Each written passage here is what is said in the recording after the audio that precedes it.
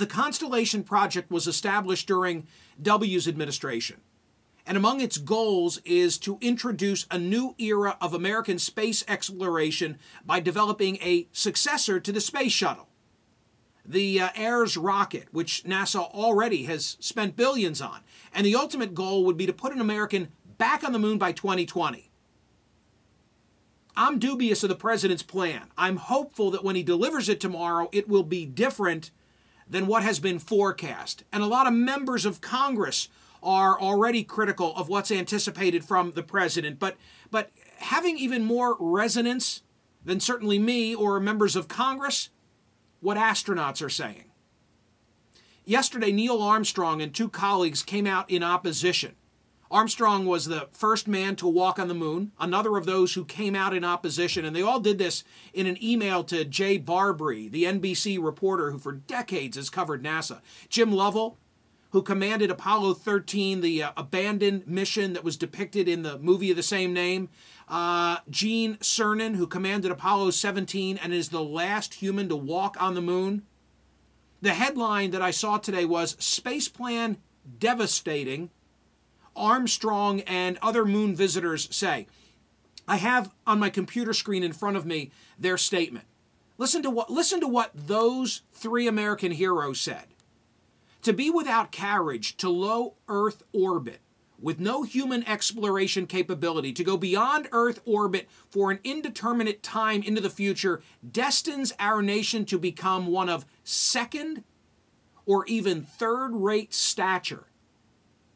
These are the words of Mr. Armstrong, Lovell, and Cernan. Second or third-rate stature if we do not have a carriage to low Earth orbit.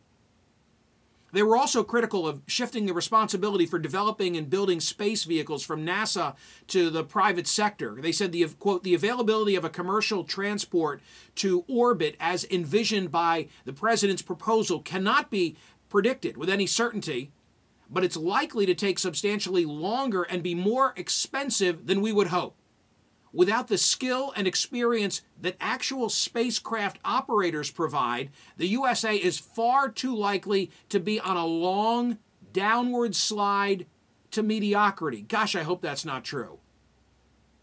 The technological elements of what the president is expected to say don't seem like the real issue. The president's going to say that he wants to seriously pursue exploration of Mars. The NASA redirection is not going to stop spin-offs, the technological advances that trickle down. You think of Tang, that when I was a kid, we all had Tang. The astronauts drank Tang. Tang was developed for the astronauts. No, that's not the issue. And of course, financial commitment to the Constellation program is an issue.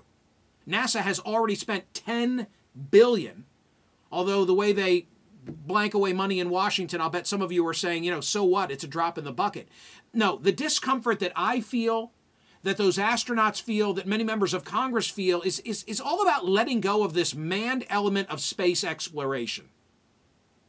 A guy said it well here on this program recently. His name is Peter Salgo, and he'd written something in USA Today that got my attention, and I have it in front of me. He said, "Spin-offs were not the reason we went into the void. The late Carl Sagan asked about the value of an unmanned voyage to the rings of Saturn, got it mostly right. He pointed out that human beings are explorers. Exploring is what we do best.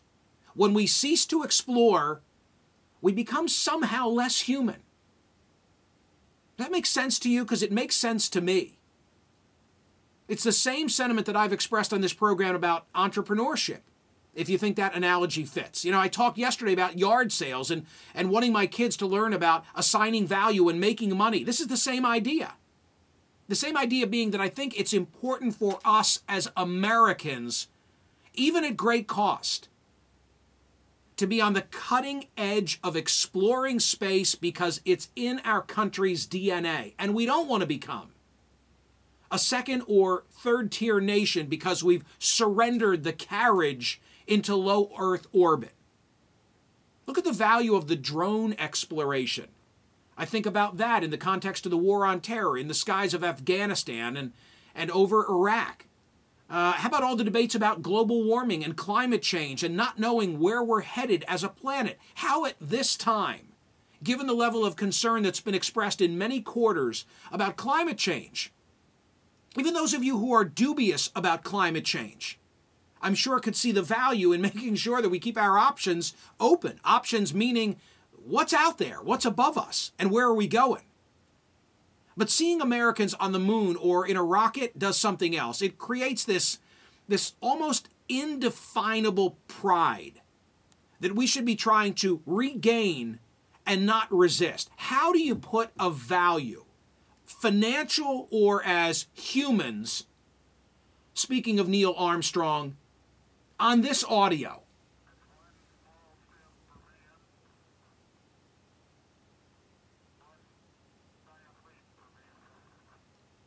This is not an ideological issue. There should not be, in this case, the usual suspects. I don't see it in liberal versus conservative terms. It's not red states and blue states. It's not the R's and the D's.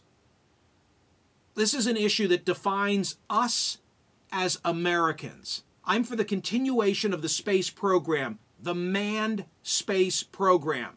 I recognize that we live in dire times, financially speaking, but cut something else out of the budget. It is so important that we preserve plans to send Americans back to the moon and beyond, and it's a rare issue that doesn't need to denigrate into left-right, Democrat, Republican, liberal, conservative proxy wars. No, tomorrow, Mr. President, we need more common ground, even if that common ground is on the moon. I'm Michael Smerconish. I've got lots of headlines to redefine. Rabbi Shmuley Botek will be here, and University of Chicago professor Jeffrey Stone as well. It's a good day. Stick around.